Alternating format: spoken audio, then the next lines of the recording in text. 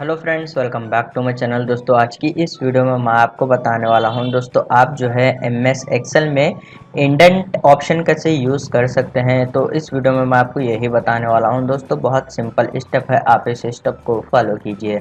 सबसे पहले दोस्तों आपको जो है एक्सेल को ओपन करना है। तो मैं यहाँ पर मेरे पीसी में एक्सेल को जो है ओपन कर लेता हूँ।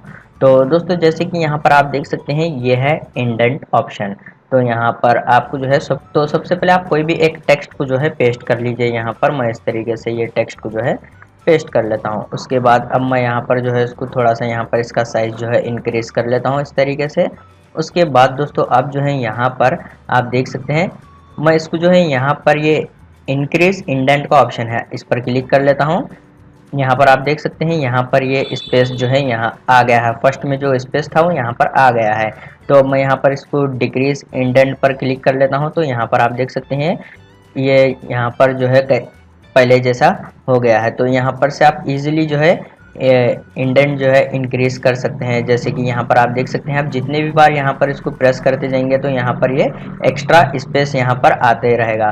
तो इस तरीके से आप इजीली इसको जो है इंडेंट का यूज़ कर सकते हैं।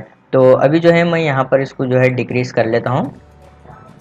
एक और ऑप्शन जो है यहाँ पर आपको मैं बताने वाला हूँ। तो यहाँ पर आप टेबल को इस तरीके से सेलेक्ट कीजिए और यहाँ पर आपको अलाइनमेंट के एरो पर क्लिक करना है। और यहाँ पर आप जैसे ही क्लिक करते हैं तो यहाँ पर आपको अलाइनमेंट टैब में आना है।